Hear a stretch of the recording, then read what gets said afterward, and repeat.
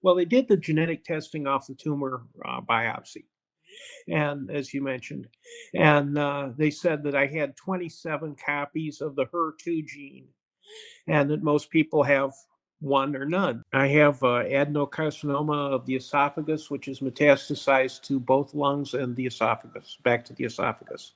I think that the legal profession has some culpability here too, in that they have pushed everything into this so sue them mentality.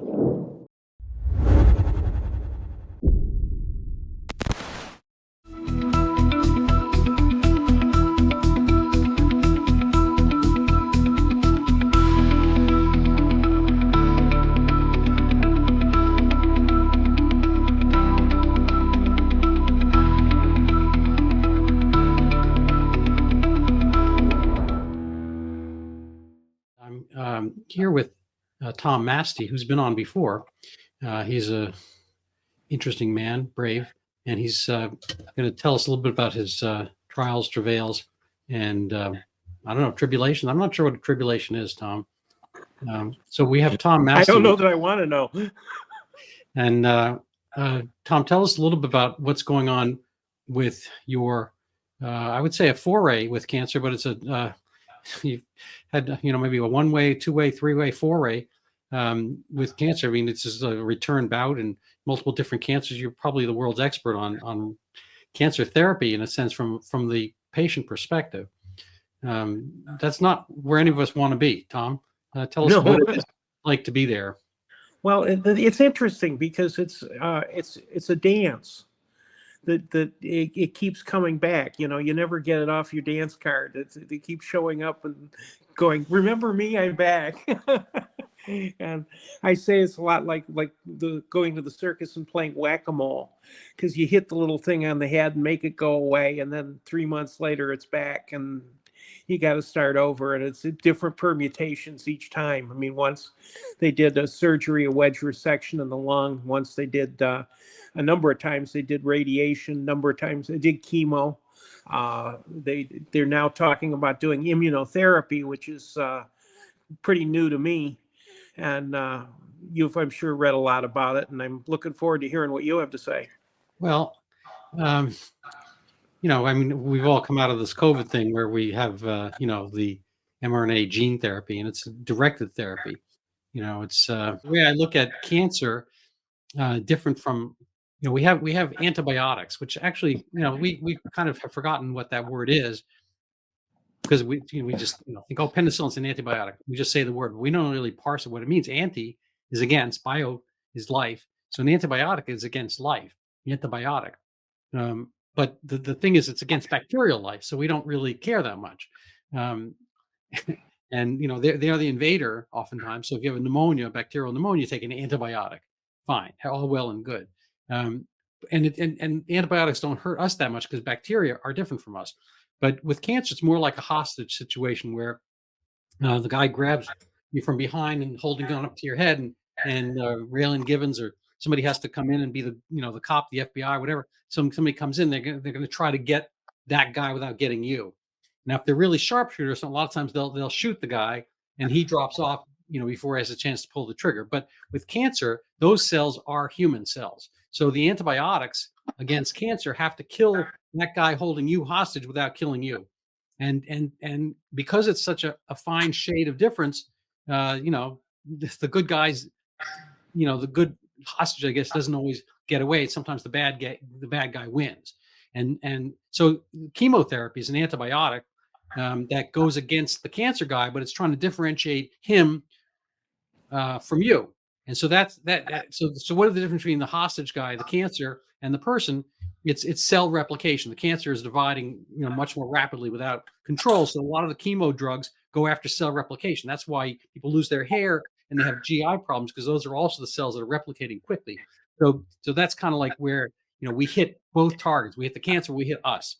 And immunotherapy ostensibly is going to get a closer look at the differentiation between you and your cells, your hostage taker, which are frankly your cells, just gone a little bit awry. So they have the same basic genome and they have some differences. So the immunotherapy is trying to look for, slight differences between that, in this case, Tom Masty, your cell, and the other Tom Masty cell, the good guys and the bad guys. So that's immunotherapy.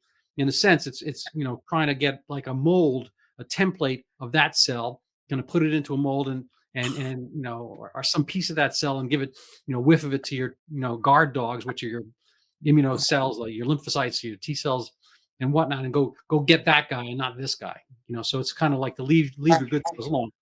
And so that's kind of the basics. And we just, then it comes down to differentiating which feature of that bad guy, hostage taker, cancer cell of yours is, we're going to look for. So that's why they're doing did the genetic testing. Right. Well, of the cancer cells, I assume. I mean, they're they're going to do you and that cell and try to find differentiation. So that's, there are these, little mutant type genes that we've identified here and there. Not we. I've done nothing.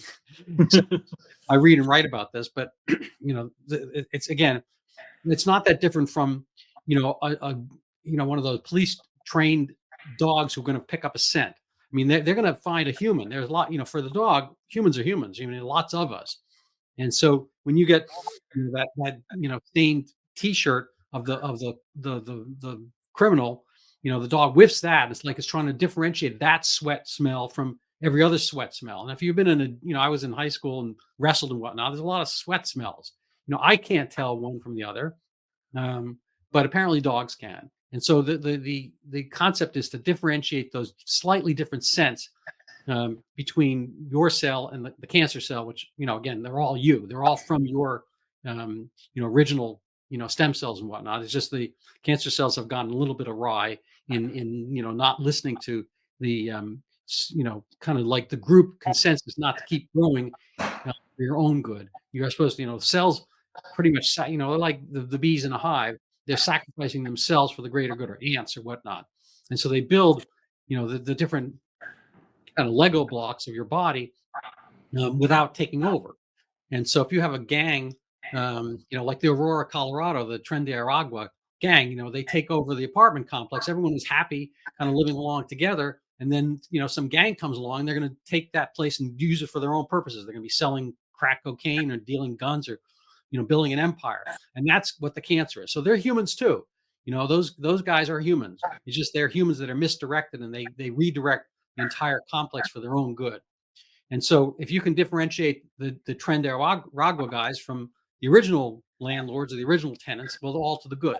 But sometimes it's collateral damage. When we take over some, if there's a SWAT team and they go in and they try to, kill everybody who, speaks with a Venezuelan accent and looks a certain way, they're going to probably kill some innocent bystanders. Because there might be some people that, the guy doesn't really speak Spanish that well. He mistakes a Guatemalan for a Venezuelan. There's always going to be collateral damage when you go on a hunt. And this is the problem with cancer therapy generally, is that, again, they are your cells. They're not like little bacteria, which, are so different from us. It's like I would have no problem if I went on safari and I was, I don't know, looking for tigers and I see a mouse. I'm probably not going to shoot the mouse if it's taking it for a tiger. But if I see, 3 different tigers and I'm supposed to get the one tiger, whatever, it's just, the closer something is to your target, the easier it is to make mistakes and have collateral damage. In Michigan, as a little aside, every year there's a bunch of farmers that have to paint cow on their cow during deer season because these idiots out there mistake the cow for a deer and shoot the guy's cow. Wow, that's intense. They should put like balloons on them. So whoever's doing the targeting is pretty critical. Yeah, absolutely. So tell us from the recipient end, what is this? How is this explained to you, and what's the process? I mean, nobody wants to be there, but some of us, Frank, maybe good fraction of us will be. Well, they did the genetic testing off the tumor biopsy, and as you mentioned, and they said that I had 27 copies of the HER2 gene, and that most people have one or none. And if you have enough, have a copy or more than one, targeted therapy works because you're able to. You probably can explain this to me better. You're able to. It goes in and there's some kind of relationship between that gene and the cancer, and I don't know what that relationship is. But that's in going after this thing. They said that I have 27 copies, so they're thinking it's going to work well. The problem they've got is I have congestive heart failure, and 10% of the people who get this therapy end up with heart damage. So they're doing a cardiac echo for a baseline to watch for heart damage. And the other problem they've got is 10% have who have neuropathy end up with it getting worse. And so they're going to try and minimize the oxaliplatin because it's a blend of Folfox and oxaliplatin. I think they're going to use. It could be another drug, but that's what they're kind of at right now. Mhm. And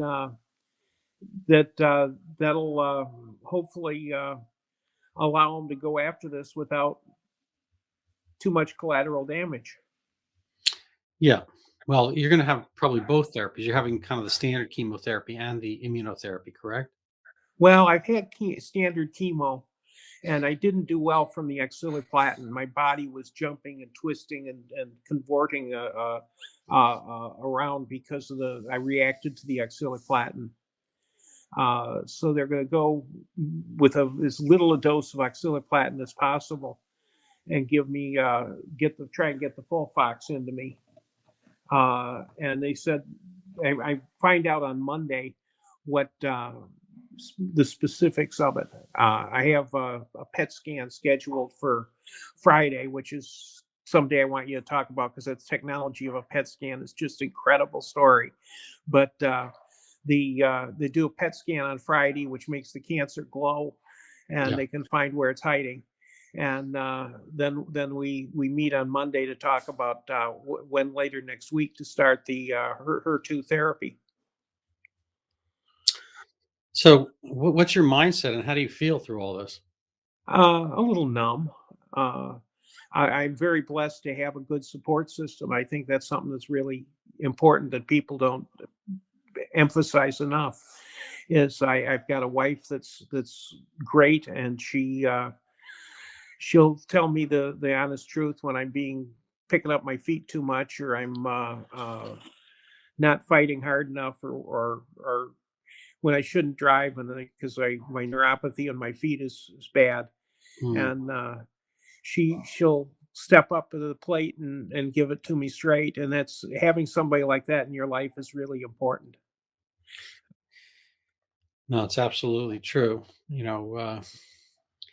There's we spent a lot of time in schools. I was talking about this earlier with kind of like health issues, and a lot of health has been directed towards things that I think are not that healthy or healthful, like quote unquote gender affirming care and whatnot. That the Newton public schools here are promoting for fifth graders and whatnot. And the real health kind of item is to be connected, is to marry, uh, start families, go to church, uh, join community groups. There's probably reasonable evidence that being part of a choir is going to do more for your life expectancy and general quality of life than eating kale or fill in the blank, which is kind of where people are. They're going all vegan, this and that. But the real way to kind of maximize not just the quantity but the quality of your life is to do the things that kind of brought us here generationally. Well, you raised two issues. One, before we get too far from the immunotherapy, let me mention that Woody Harrelson narrated a great movie called Breakthrough, which is available on a couple different networks. You have to check IMDb database to find out if you've got the service, but some of them are free. And it goes through and explains how this immunotherapy was created and the guy who did it. And as my oncologist said, he's the doctor that created it is brilliant. You want him first on your team, but you don't want to invite him to Christmas dinner. He's a prickly pear, and so But if people are looking at immunotherapy, it's something that's a nice tool to have, and how the guy had to fight the medical establishment, and he had to fight the insurance companies and all these other people to get this thing to take off, and it works. But the second point I was going to make is that there's a lot that affects this thing. The memory is affected by the chemo drugs, and there's you end up with side effects that you don't think you would hate, you don't anticipate, and so it's sort of well, it's like Reagan said about Alzheimer's. Every day I get to meet new people. You got to look for the silver lining. That's a great line. He also kept a sense of humor when he, lost half his lung capacity in an instant. He was shot, and he went into and asked the doctor if he was a Republican. He was amazing, and the thing is that I have some friends that worked Secret Service with him, and he was extremely kind. The one guy ran into the back of his car in the snow because he had never driven in snow, and they put him driving behind the president's limo in New Hampshire. He gets in and he turns. He says, "I'm from Hawaii." The guy says, "I'm from Arizona."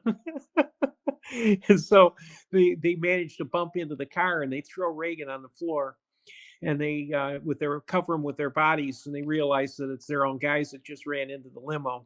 Wow. Reagan gets up, he walks back, he looks at these guys and says, "Well, you guys have been driving just a little bit close lately," and turns and gets back in the limo, never said another word about it. Yeah, that's hard. I'm not sure I have that talent. Yeah, he was a good one. I got to work for him for a number of years, doing radio clips and things like this, and got to record him in the White House in the Oval Office. So it was Really? yeah, it was a great fun time. Did you get to meet Ronald Reagan? Well, yeah, I was recording him. So Wow. one of the funny little things that happened is we recorded, and he wanted to do a Christmas greeting to the Hispanics, and I had this Spanish radio network that served 450 stations. So he sits down and he starts in Spanish. And I said, "Mr. President, I didn't know you spoke Spanish." He said, "I had to. I was the governor of California." That's Turns out he couldn't speak Spanish. Nobody dared tell him that he didn't. That was gibberish. That's pretty amazing. And so we ended up putting it out with where it says, "Today the president gave a greeting in Spanish." He says, "Hola," and we roll the volume down. "The president said, blah, blah, blah, blah, blah, the custa feliz Navidad," and we're done. It was a fun time. Yeah. But the thing is that, you got to take, when you have cancer, you have to take memories like that and make the most of them, and realize you've had a good turn at the clock. And it's not over. You just have to keep fighting until there are no other turns. Well, those are powerful words. So, Tom, what's bravery? I can define courage. I don't know if I can define bravery. All right, let's hear courage. Teddy Roosevelt said that courage is not having the strength to go on. It's going on when you don't have the strength. Yeah, there may not be much difference between courage and bravery. It's hard to say. What do you think bravery is?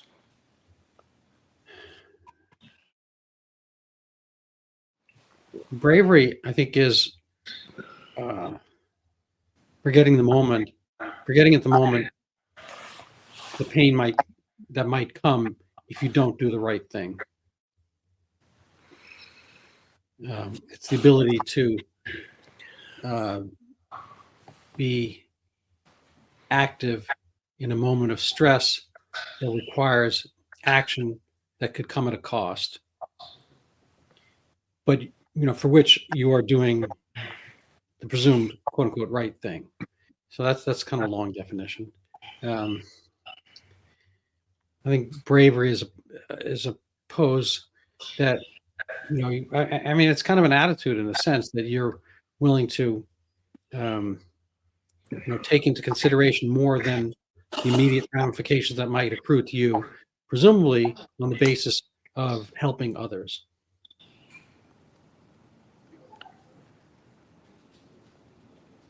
And I personally think Elon Musk is brave. You know, there's lots of comfort. You know, the materialism is sort of the religion of the land in large effect. I think we've seen from the USAID and all general diversion of our taxpayer funds into people's pockets that you know, money is power. Money is not just a thing, but money is a way to get people to do things you want. It's also the way to get the things you like. So there's a fair amount of luxury and kind of like social ratcheting up by having that. You get to go fly first class instead of, you know, the coach, and you get better hotels, and you get nicer things. And there's all kinds of identifiers that accrue. People get all kinds of respect and deference.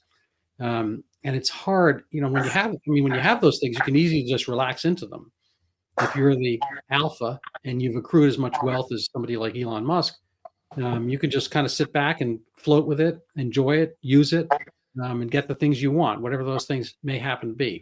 Usually it's, you know, fast cars, fast women, fast life, and whatnot. And then to you know, potentially sacrifice some of those things. We've seen he's, you know, his company's being sacrificed by others. So maybe that's not the right word, but he had to have the attitude where he was willing to take a hit, one form or another, to do the right thing. So that's incredible bravery. I agree. Yeah. So that's kind of, it's sometimes easier perhaps to point out when you see it. But take a look at guys like Jonas Salk, who changed the world. And when he received the Nobel Prize, he put all the money into making sure that the drugs got out to the poor parts of Africa, and that it wasn't about, well, I've got mine now.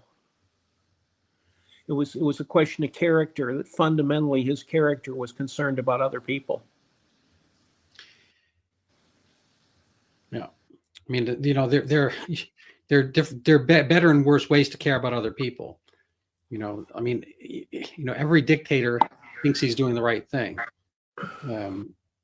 So these things come, you know, have to come through some kind of divining rod or prism, determining who's actually doing the right thing. You know, I bet you get a bunch of people from Hamas, and they're pretty much, you know, doing the right thing for their people, they think, you know, by whatever. And so it's kind of like where the rubber hits the road. These are, you know, I think there are libertarians who are turning towards, you know, I was listening to Charles Murray speak with John Stossel. The latter is a libertarian, the former used to be. And Murray says he calls himself a Madisonian now, not a libertarian. And that's, nobody knows what that is, Madisonian. But John Adams and Madison, the founders, and, you know, frankly, the whole bunch of them were Christians, not necessarily all fully practicing. Jefferson called himself a deist. But they all were under the presumption that you couldn't have a functioning republic without a moral background. And that tends to be the differentiation that makes, you know, that turns away from the ends justify the means that, you know, a lot of our more rapacious dictators and whatnot have always come to, you know, accept. And it's an interesting point. I don't know how you feel about this. Well, it's interesting because tying it to, we were talking before about Reagan.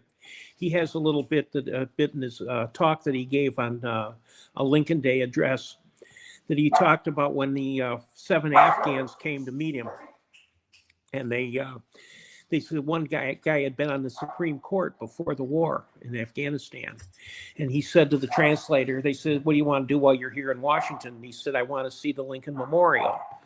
And they thought that's unusual, and they took him to the Lincoln Memorial, and he gets out, and this tall guy dressed in white with a black turban with gold trim says, "I can't go. I have no gift for President Lincoln." And he said, he said, Lincoln was a man of prayer. He would appreciate if you pray as you know how to pray. He said, I can do that. So he walks up, and there in the steps are two little children looking at this imposing image of the president. And he picks the kids up and says, great man you worship. And the parents say, who's the guy hugging my kid with the bath towel on his head? And he said, well, he was on the Supreme Court in Afghanistan before the war. He's meeting President Reagan this afternoon. And earlier that day, he had recited the Gettysburg Address in 2 different languages from memory. Wow. And so he was so caught up in the moment, and he tells, great man you worship. The parents say, can we meet him? I said, well, he's hugging your kids. I guess so. Come on over. And he said, my children would be much like yours if they were here. He said, where are your kids? He said, last April, I was on my way home from the Supreme Court, and I was recognized by a Soviet soldier who drew his Kalashnikov and shot me in the legs. And as I fell, I saw my wife and children run out from the house to help me, and he raised the gun and killed them before my eyes. And he said, but this is the reason we fight, because of Mr. Lincoln. And a friend of mine said, I don't understand. What does Abe Lincoln have to do with killing in Afghanistan? He says, Mr. Lincoln was the only man in history that I know of who defended freedom for people who weren't from his own tribe. And I learned more from that little story about what it meant than I learned in any high school civics class, what it means to be an American. That's incredible. Reagan loved the story. He told it, I think, 5 times. And he really liked meeting those guys. And it was 84, and he was at his prime. He was photographic memory, and he was introduced to all 7 and told the stories. He invited the press in and repeated it 2-3 different times, getting all the names right, all the details right. He was quite the statesman. But I think the thing is that that's why I put doctors among the heroic group, is that they're, sure, there's few that are out there only for the buck, but they're few and far between. I mean, there's a lot more giving up their lunch to get that extra patient in who needs to see them, or who comes in early to make sure the pathology slide gets reviewed again, just because of the consequences. There's just great heroism that takes place in the medical community, and it gets overlooked. It gets overlooked by people who want to assume the worst of people instead of the best. Yeah. Would you agree with that? Well, I historically, yes. I wonder and worry about medicine becoming foot soldiers in some other type of battle. I think that you need a competition of ideas, and what keeps people honest oftentimes, and we see this, the wisdom of the founders is putting checks and balances into government. I think those can be misused. We've seen these federal district court judges, acting like Lilliputians trying to tie Gulliver down. But in general, writ large, you need some tension.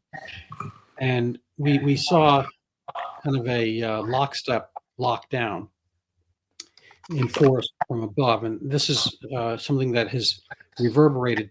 It did reverberate through this, the state medical boards, putting people's lives and chattel rights into jeopardy by taking away prescription rights for certain FDA-approved drugs.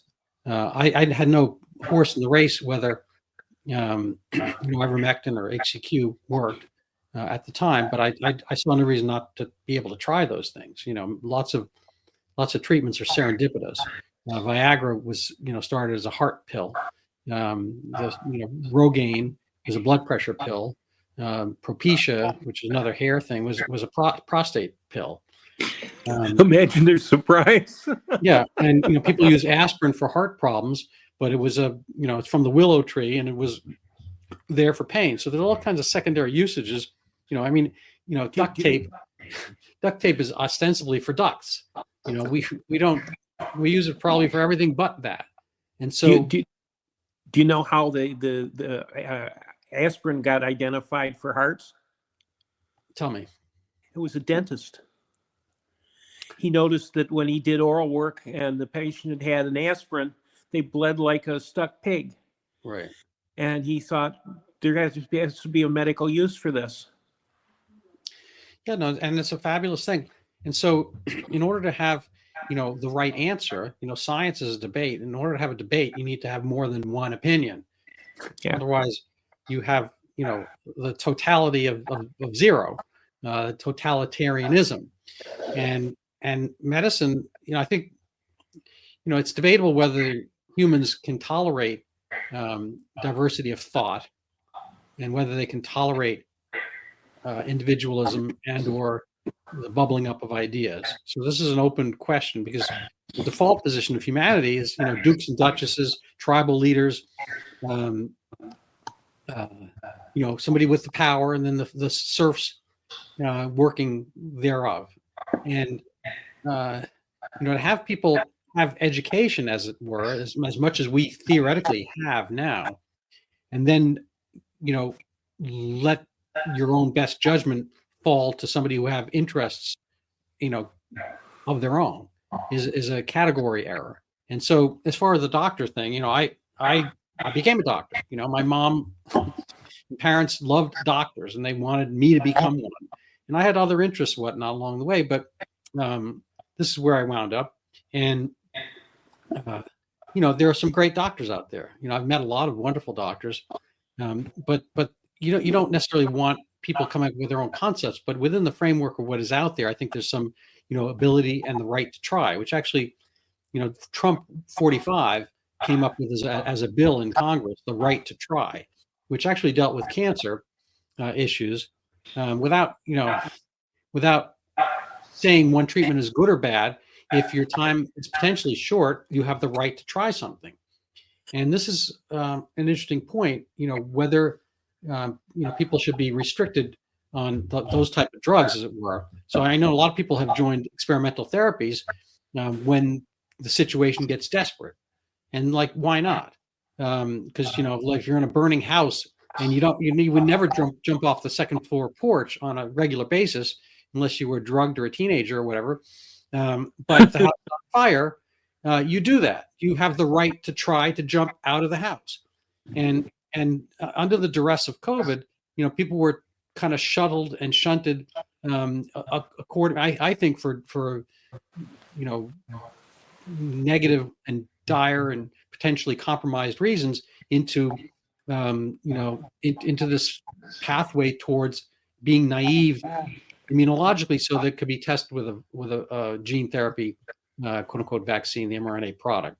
And I just think that was instrumentalism and kind of mini fascism or Fauciism, whatever that got perpetrated. So the number of doctors who just kind of went blindly along with that was disconcerting. So I don't think it's unique to doctors. I think there was across the board, all our institutions showed these kind of perversions and craven attitude, and or kind of a obsequious, slavish devotion towards petty tyrants.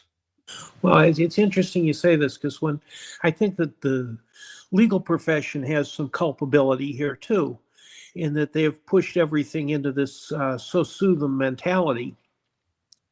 I had a doctor tell me, I said I was complaining about the problem with the oral care and after chemo is that, I am missing a lot of teeth and things, dry mouth syndrome and so forth.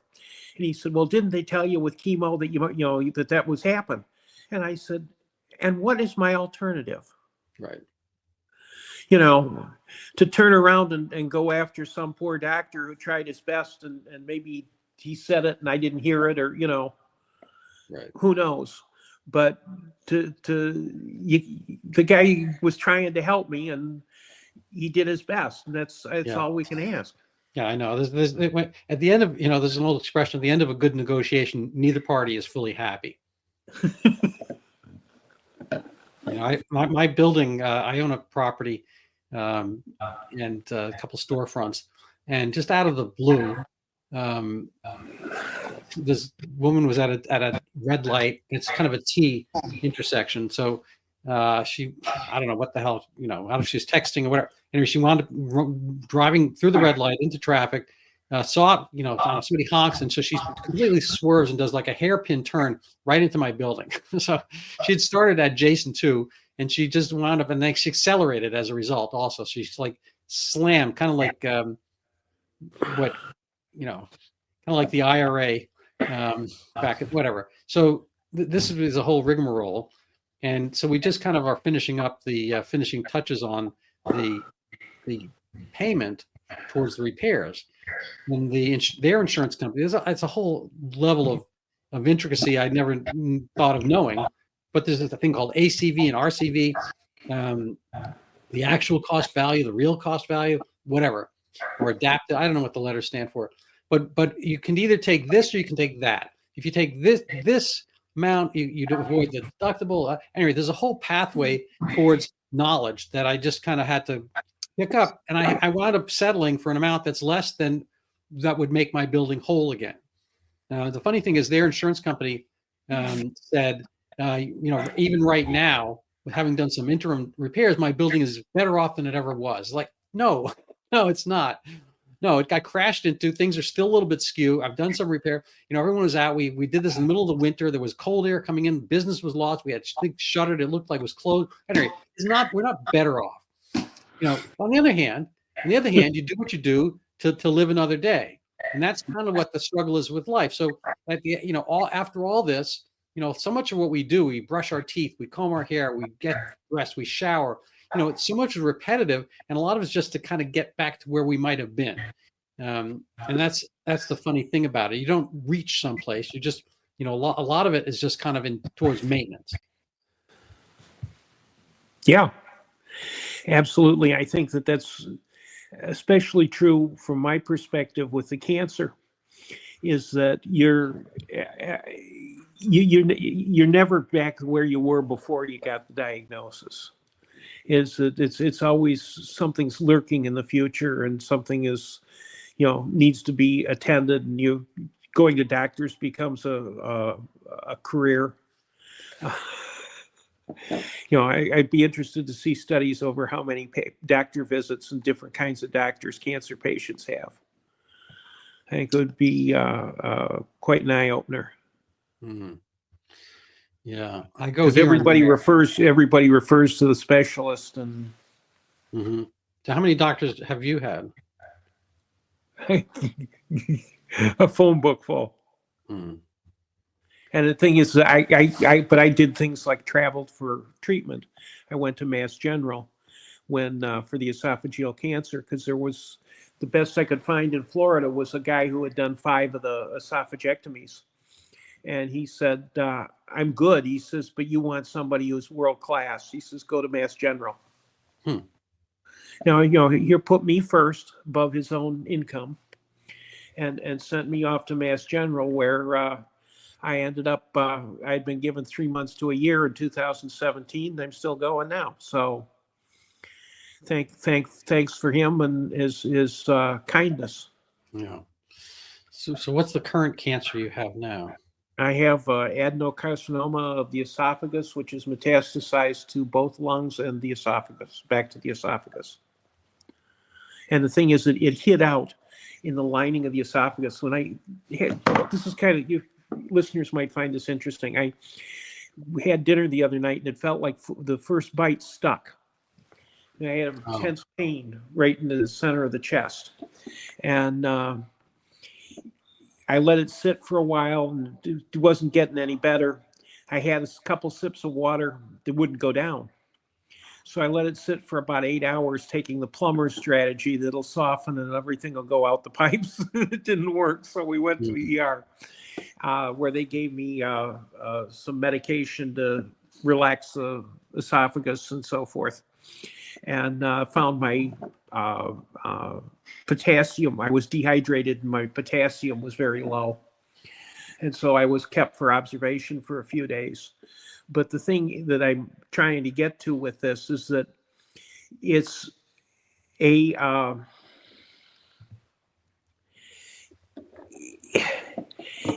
everything, you keep running into these different issues and different doctors, and everybody, it becomes more and more complicated.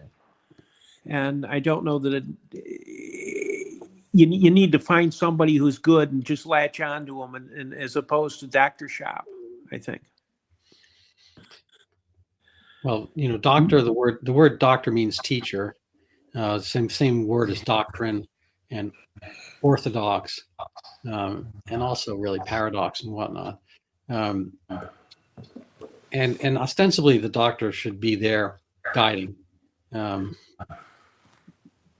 But there's all different kinds of roles out there. I mean, it's ostensibly a football player is playing football, but on the actual team, when you look at the game, there's some who are just blocking, there's some who are attacking, there's some who are looking for openings in the defense, there's some who are trying to close those holes in the offense. And there's a quarterback, and he's getting instructions from the coaches, and there are lots of different coaches, and then there's whatever. So to say somebody's a football player is just one thing. Same thing with physicians. I mean, there's all different kinds of roles out there, and amongst doctors, in medical school, there's everyone is there because he studied whatever to get there. But even so, there are people almost. I think if we knew what we knew about the different professions, I probably couldn't go back to freshman class and tell you who's going to be the pediatrician, who's going to be the surgeon, who's going to be this one, because there's certain personality traits that kind of accrue to those things, and people follow the pathway that is theirs. So kind of the kinder, gentler types, go into pediatrics, and the more hard charging types become surgeons and whatnot. A lot of people, are squeamish. They wind up in, public health or something like that at a remove. The people who, want to work on their golf game, not exclusively, but, wind up maybe, I don't want to defame. I know a lot of wonderful radiologists, ophthalmologists, whatnot, but, they wind up where you don't have to do call. So you're going to get some of your personality types one place or another. And, and plus with the, obviously proviso that you're dealing with people who are kind of, say, bookish and devoted and not necessarily, they probably have some more latent maturity because they're able to sit down for so long and study for so long. So anyway, within the realm of doctors, there is, probably it's not all of society becoming doctors, but there's still going to be these personality traits that play out. And then, you have to mix and match the ones that you want in that particular moment. Well, there was a guy I worked with at Boston University who came up with this plan to take the brain mapping science, and where you put the bonnet on and they ask them questions and look at how they solve problems. And they were able to say, this guy would be a better teacher, this guy would be a better lawyer, this guy would be a better shopkeeper. And they wrote a proposal for it, and the dean got very upset and said, this is terrible. This is, you can't do this. This is Nazism and so forth. Well, they fired the guy. He went to McGill, where the CIA paid him over $1 million to do this, to find agents for them. And so the thing is that he was able to take the brain and say, these are the criteria, what would make a good secret agent. And using computer learning and AI, come up with this wonderful solution on brain mapping. And so I think that you're right. There's a lot of it's inherent. I'd say 85% as an educator with a master's degree in education. My experience is that the bulk of it is genetic and as opposed to learned. But yeah. Go figure. Go figure is right. So we're kind of rounding out our time here. Yep. What are your kind of give you 3 categories? What are your kind of global political thoughts for the day? What excites you the most? What are your biggest challenges? Global political thoughts. I'm scared. I think that we're playing fast and loose with something that we should be doing surgery on rather than using a meat axe. I think that we're in the right direction, that the right things are being done, but they're being done like a bull in a china shop. what was the second one? Was What excites you the most, and then what are your challenges? what excites me the most is the fact that people in this country care more than I thought they did. Is that they recognize there is going to be some people who get cut back, and that's a problem, and that we'll have to address it. But they fundamentally want a balanced budget still, and they aren't willing to throw the country under the bus in order to get what's most conducive to them personally. That gives me great hope in the American public. And the last part is what gives me greatest challenge. What are your greatest challenges? Greatest challenge is living in the moment and not putting my fears ahead of next steps. It's easy when you're a cancer patient to say, well, it's going to be a painful death, and it's going to be I'm going to have the tumors are going to either spread to the brain or they're going to spread to the bone.